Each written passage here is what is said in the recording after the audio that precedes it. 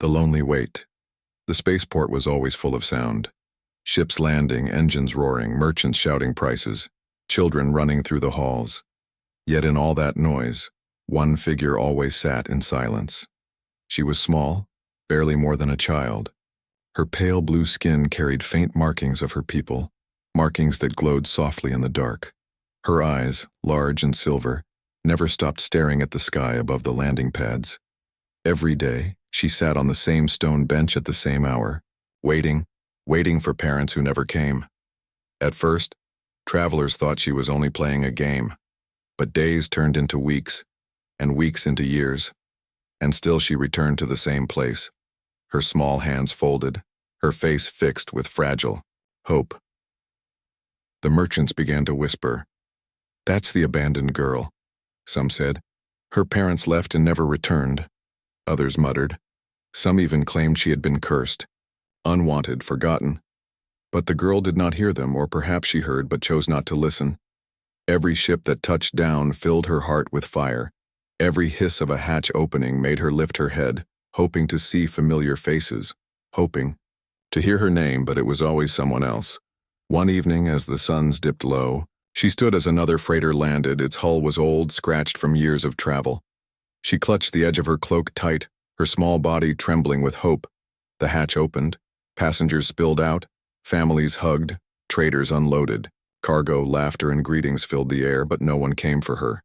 The fire in her eyes dimmed. She sat again, pulling her knees to her chest, whispering to herself, "Maybe tomorrow." The spaceport guards pitied her. Sometimes they left. Food near her bench, sometimes a blanket, but they never stayed long. No one wanted to be responsible for a child not their own. And so she grew up in silence, fed by scraps, sheltered by corners, her only companion the endless waiting. But deep inside, fear began to creep. Her parents had promised, "We'll come back for you." That promise echoed in her head every night as she lay under the cold stars. But as the years dragged on, that promise became heavy, bitter. What if they had never meant it? What if she had been left on purpose? Still, she clung to hope. Hope was the only thing that kept her alive. One night, a storm broke over the port. Lightning ripped through the skies. Ships delayed. Crowds scattered for shelter. The girl sat alone, rain soaking her thin cloak, her silver eyes staring upward as thunder rolled. A guard shouted at her from a distance, "Go inside, child." But she did not move. She whispered through the storm, "They'll come. They said they'll come." Her voice was lost in the wind, but her heart heard it. Her heart clung to it. Travelers passed, staring at her in pity. Some shook their heads. "Foolish girl," they said. "Her parents are dust by now." Others laughed cruelly. "Better she learns no one is coming." But no one dared take her away. No one wanted her burden, and so she remained night after night, her figure a lonely shadow against the great shining ships of the stars. Sometimes she dreamed of their faces smiling as they ran toward her, dreamed of hands lifting her, warm voices telling her they had returned. In those dreams, she was not alone. In those dreams, she was loved, but every morning she woke. And every morning the bench was still empty. The years weighed on her shoulders. She was no longer the tiny child who first sat there. Her legs had grown longer. Her face, sharper, but her eyes still held that same fragile silver light. The spaceport had forgotten her, but she had not forgotten her parents. She believed with every breath, with every heartbeat, that someday the ship would land, and they would step out, and so she waited, alone. But fate was watching, and fate was about to send someone who was not her parents, someone who would change everything. The human stranger. The spaceport was loud as always, cargo crates clattering, traders bargaining, ships roaring to land and lift away. But through the noise, one man noticed what others had long stopped seeing. A small alien girl, sitting alone, watching the sky with silver eyes. He had seen her before, though only in passing. For years he had walked these docks, selling goods from distant colonies, moving from planet to planet with little more than his ship in his hands. He thought she was just part of the place, like a statue no one touched. But that day, something stopped him. She looked thinner than before, her cloak ragged, her face pale with hunger.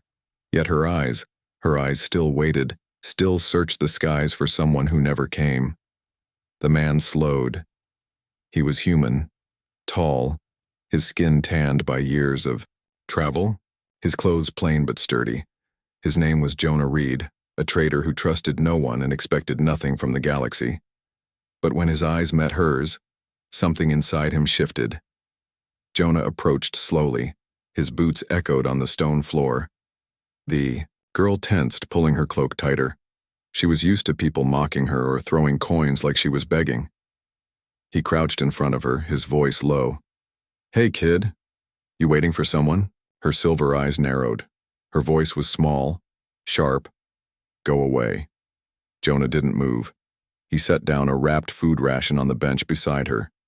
"You look like you need this more than I do." She glanced at it, then at him, suspicion burning. In her stare, finally, she pushed it back toward him with trembling fingers. "I don't take from strangers." Jonah raised an eyebrow. "Then what do you eat?" Silence. Her eyes flicked to the guards nearby, then back to the sky. She didn't answer. For days after, Jonah kept noticing her. Always in the same spot. Always watching the landing pads. He would pass by, sometimes leaving food, sometimes only nodding. She never thanked him, never smiled. But she never truly chased him away either. Curiosity gnawed at him. He asked around the merchants, "Who's the girl?" They shrugged. "Parents left years ago. Never came back. Maybe dead." Others muttered, "She's cursed. Don't get involved." Jonah frowned. He knew what it meant to be left behind. He had grown up on Earth's outer colonies, abandoned by his father, raised in a shelter. He remembered waiting by the gates as a boy, hoping his father would return. He never did. Maybe that was why he couldn't ignore her. One evening, as ships landed in streams of light, Jonah found her again. This time he sat down on the bench beside her. She shifted away, glaring. "You know," he said casually, "if you stare long enough at the sky, it stares back." Her brow furrowed. "That makes no sense." Jonah chuckled. "Neither does waiting for people who don't come." Her small fists clenched, her voice cracked. "They will come. They promised." Jonah's smile faded. He heard the fire in her tone, the desperation buried beneath. He wanted to tell her the truth, that sometimes promises break, that sometimes people don't return, but the words stuck in his throat. Instead, he said softly, "Maybe, but if they don't, you can't sit here forever."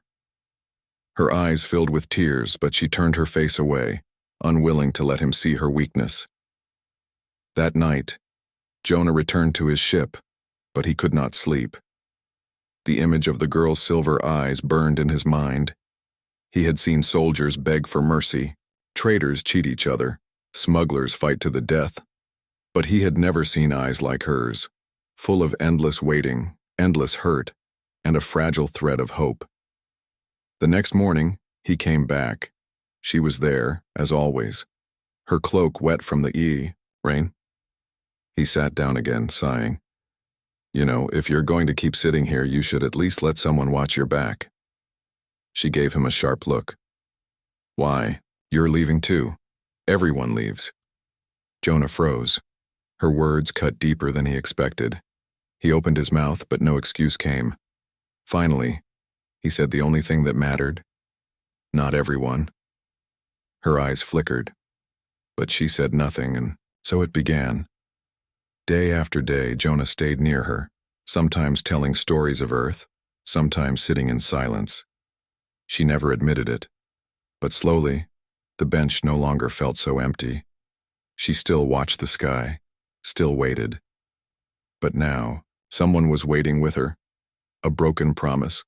The spaceport was alive with the glow of arriving ships. Families reunited. Traders laughed over new deals. Children ran to greet parents returning from far journeys. But she sat on the same bench as always.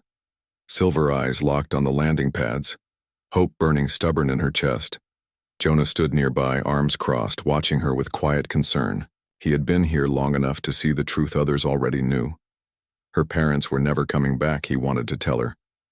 But every time he looked at her face, he could not break that fragile thread of hope. That night, whispers spread through the market stalls. A pair of merchants spoke too loudly. Her parents were lost in the council's border war. Their ship destroyed years ago. She waits for ghosts. The girl was passing by, and she froze. Her small hands clenched, her breath caught. No, she whispered. No. They promised. The merchants glanced at her with pity, then turned away, unwilling to face the storm in her eyes.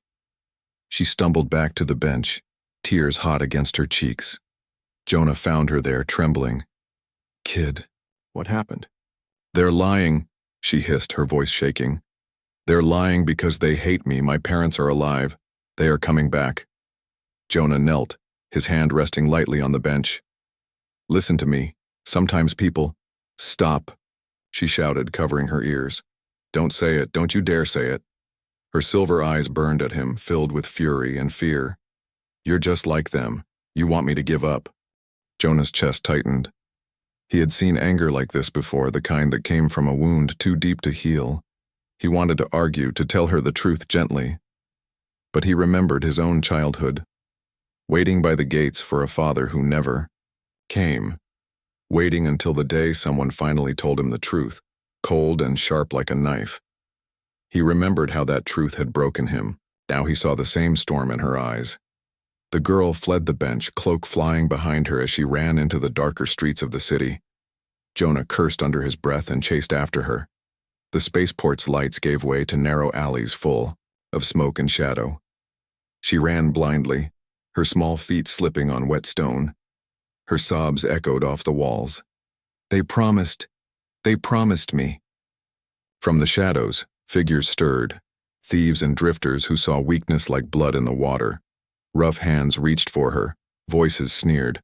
Lost, little one, easy coin, she screamed, struggling, but they closed in. Jonah burst into the alley, his fists clenched, his voice thundered.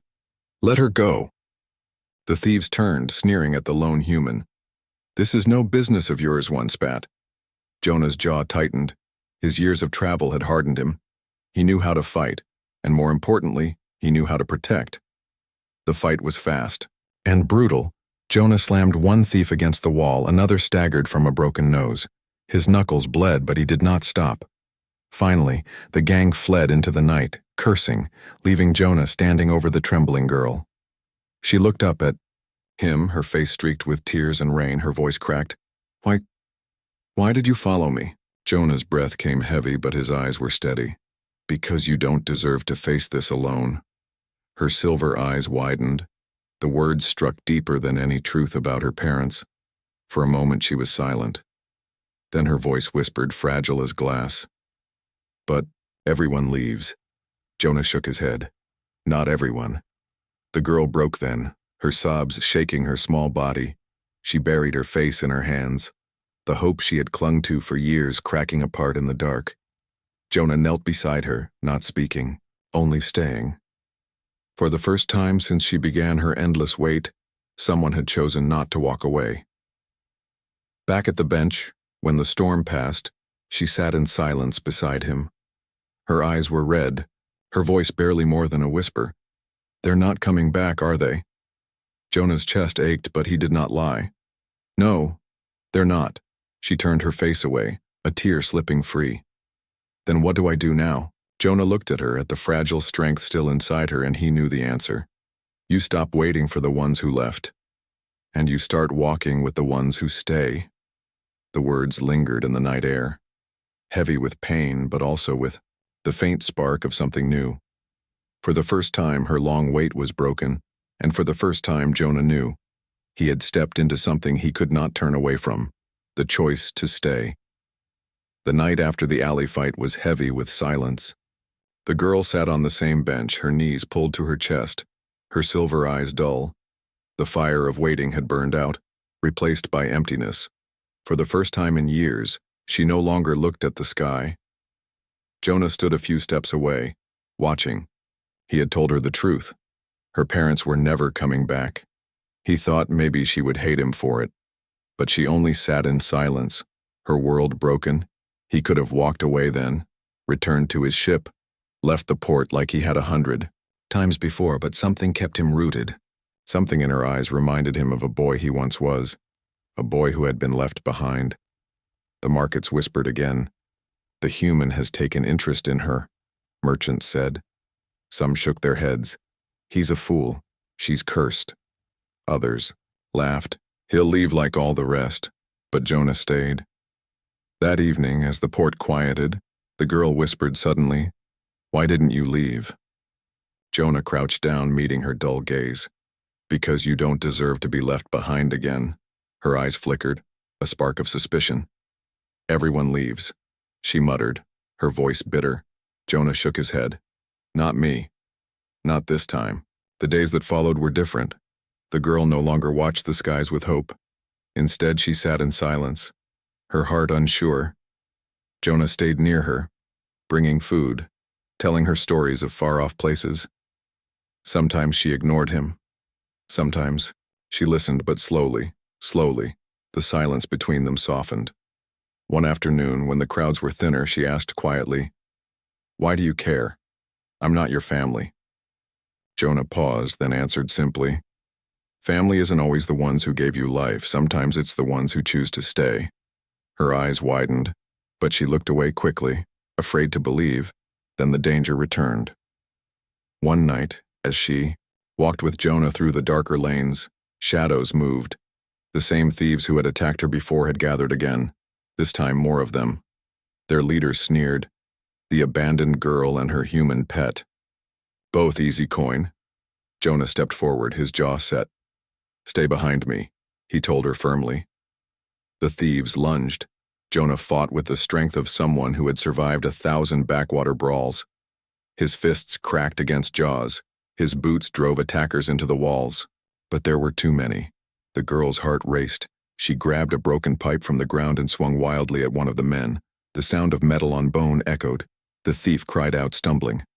For the first time, she had not just hidden. She had fought. Jonah glanced back, pride flickering in his eyes. "Good. Don't ever let them take you." Together, they pushed back the gang until the thieves scattered into the shadows.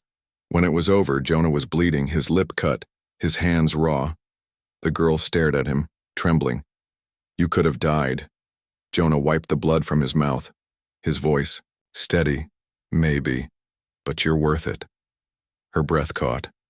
She had waited years for words of love from her parents, but they had never come. And now, from a human stranger, she had heard something stronger. That night, she didn't sit apart. She sat beside him, leaning just slightly against his arm. Her voice was soft. "You'll leave too one day." Jonah shook his head. "Not unless you tell me to." Her silver eyes filled with tears, but for the first time she smiled. A small, fragile smile that broke the chains of her long wait. Jonah knew then that he had made his choice. He could travel, the stars forever, empty and alone. Or he could stay here, with this girl who had no one else. And in that quiet moment, as the stars burned above, Jonah Reed, the man who trusted no one, chose to stay. The bond grows. The bench at the edge of the spaceport was no longer silent. Where once a lonely girl had sat with only her fading hope, now a human sat beside her, telling stories of worlds she had never seen. His voice carried across the noise of ships and traders, soft but steady. Jonah Reed was no longer a stranger who passed by. He had become something else, something the girl could not yet name.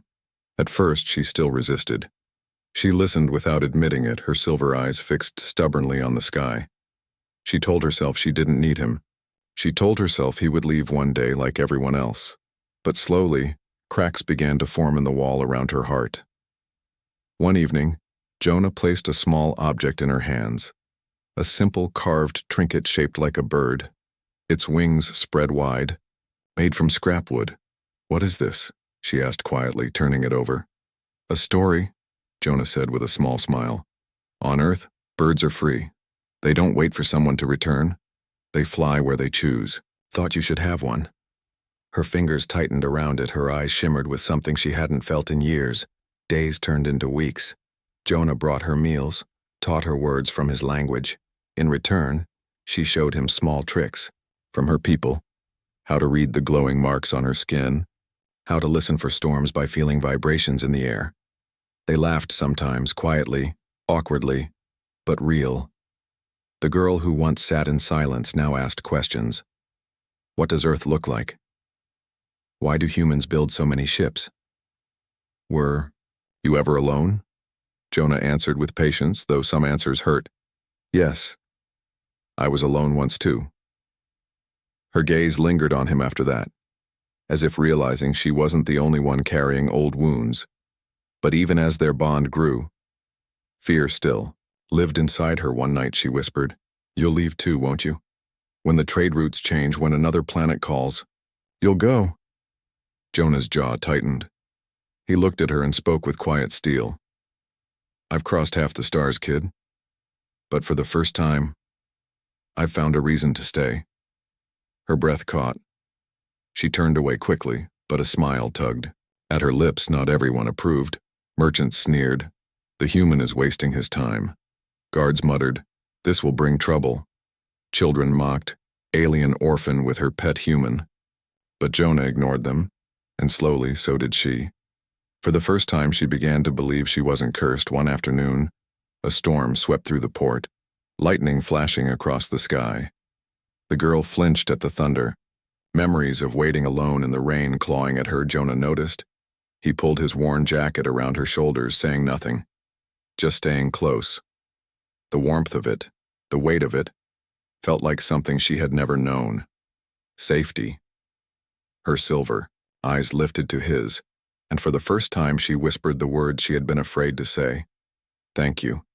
Jonah smiled softly. "Took you long enough." Their bond grew not in grand gestures, but in small, quiet moments. Sharing food, telling stories, laughing at mistakes, walking through the market side by side. The girl who had once been invisible to the galaxy was no longer alone, but danger was never far. Rumors spread that a human was keeping an alien orphan. Whispers reached ears beyond the market, beyond the guards, eyes from the council began to turn toward the small port. One evening, a messenger arrived with a warning. "The council has noticed you. They say this is forbidden. The girl must be taken." The words struck like a blade. The girl froze, terror flashing in her eyes. Her voice broke. "They'll take me away again. I'll be alone again." Jonah stood between her and the messenger, his voice low and unshakable. "No, she's not alone anymore. If they want her, they'll have to go through me." The messenger paled and left quickly. The girl stared at him, her eyes wide. Why would you fight them for me?" Jonah knelt, his voice steady. "Because family is not the ones who left you. Family is the one who stays. And I'm staying." Her tears came then, not from sadness, but from something new. Relief. For the first time, the girl who had waited years on a cold bench finally knew she was no longer waiting. She had found her family, not in the ones who abandoned her, but in the human who refused to let her go. The council's threat. The council chamber glowed with cold light. Holograms of alien delegates flickered across the wide table, their voices sharp and filled with anger. Reports had reached them of a human who had taken responsibility for an abandoned, alien child. To them, this was not kindness, it was rebellion. One delegate hissed, "Humans cannot interfere in our laws. The girl is Zirathi by birth. She belongs to her people, not to a human stray." Another spat. "If we allow this, what comes next? Humans claiming every orphan they see? They are dangerous enough already." The council's decision was swift. The human would be ordered to release the child into their custody if he refused. Consequences would follow. Back on the dusty port, Jonah Reed felt the weight of those consequences. The messenger returned with an official order, stamped and sealed by the Galactic Council. His voice shook as he read it.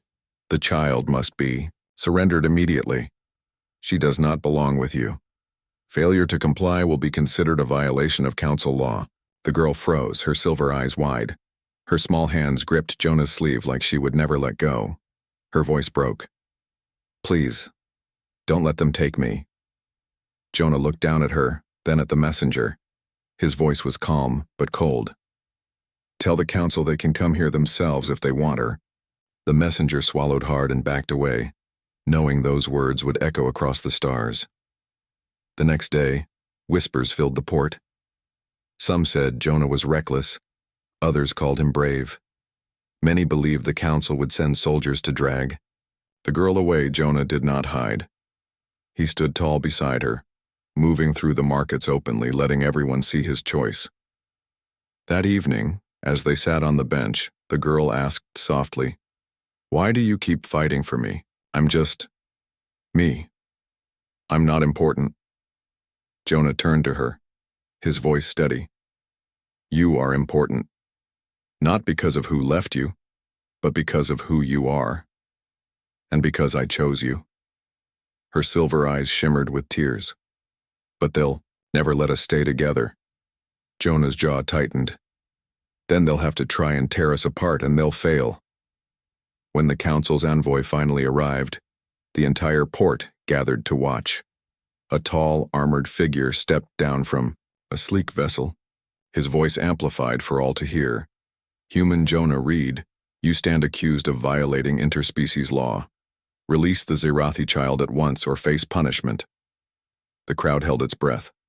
The girl clung to Jonah's arm. Trembling, Jonah stepped forward, his voice carrying through the silence. "No." Gasps rippled through the crowd. The envoy's eyes narrowed. "You dare defy the council?" Jonah's voice grew stronger. "You say she doesn't belong with me. But where were you when she sat alone for years? Where were you when thieves hunted her in the alleys?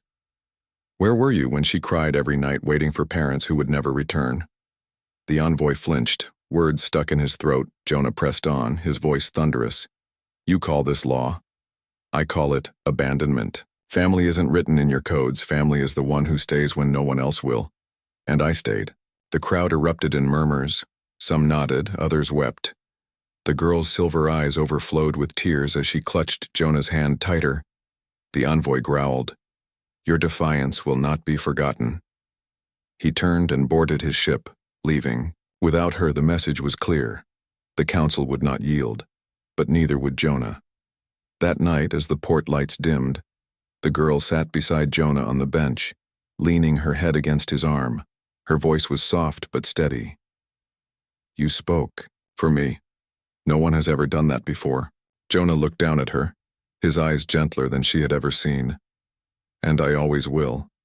For the first time, she no longer feared being taken, because no matter how powerful the council was, she knew one thing. This human would never let her go. But far away, the council was already planning. Their pride burned by his defiance. They would not forgive. The storm was not over. It was only beginning. The family she never had. The council's threat hung over the port like a storm cloud. Everyone whispered about the human who had defied them. Some said soldiers would arrive to drag him away. Others believed he would vanish in the night to save himself. But Jonah Reed did not run. Every morning, he still walked the markets with the girl at his side. Every evening, they sat on the same bench. Only now, she no longer looked to the sky waiting for parents who would never come. She looked at him, the man who had chosen to stay. 1 week later, the council envoy returned, this time with a full escort. Dozens of armored soldiers poured out of the sleek vessel, their weapons gleaming. The crowd scattered in fear, leaving Jonah and the girl alone in the square. The envoy's voice boomed, "Jonah Reed, last warning. Release the child or be taken with her." The girl's small hand trembled in Jonah's. Her voice cracked. "They'll take you too." Jonah's jaw tightened. He squeezed her hand gently. "They can try." The soldiers stepped forward, weapons raised. But before they could touch her, Jonah raised his voice so loud the entire port heard him. "You call her abandoned, unwanted. But where were you when she waited alone for years? Where were you when she starved, when she cried in the rain? You only come now because she has someone who cares. You only come now because she is no longer weak." The girl's silver eyes filled with tears. The crowd began to stir, voices rising in agreement. "He's right. He speaks truth." She belongs with him. The envoy hesitated. His orders were clear, but the people were no longer silent. The girl was no longer invisible, she had been seen. The envoy growled, "You defy law." Jonah's reply cut like steel. "I follow something greater than your law. Family." He knelt beside the girl, his voice steady. "You waited for years for parents who never came. I can't give you back what you lost, but I can give you this. You'll never wait alone again. Not while I breathe." The girl gasped softly, her silver eyes shining with hope she had thought dead forever. The envoy turned away, his soldiers uneasy. The council had power, but even power bent when faced. With truth spoken before the people, they retreated, leaving threats in their wake but not daring to touch her. The port erupted in cheers.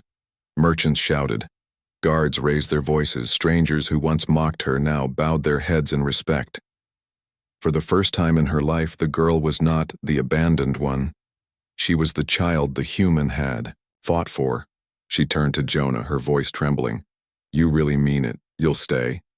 Jonah looked down at her, and his answer was simple. "I already have." From that day, the girl no longer sat waiting on the bench. She walked beside Jonah, learning, growing, smiling. The wooden bird he had carved never left her pocket, a reminder that she was free, not trapped in waiting. The markets began to call her something new, the human's daughter. At first, she flinched at the word, but slowly she let it sink in, because for the first time, it felt true. Months later, as dawn broke over the port, Jonah and the girl stood side by side watching ships rise into the sky. She no longer searched each vessel for her parents. Instead, she leaned against the man who had chosen her. Her voice was soft, but full of strength. "I waited for them for so long, but maybe I was waiting for you." Jonah placed a hand gently on her shoulder. "Then you'll never wait again." And so the girl who had once been forgotten, who had once been invisible, finally found the family she had been denied, not in the ones who left her, but in the human who stayed.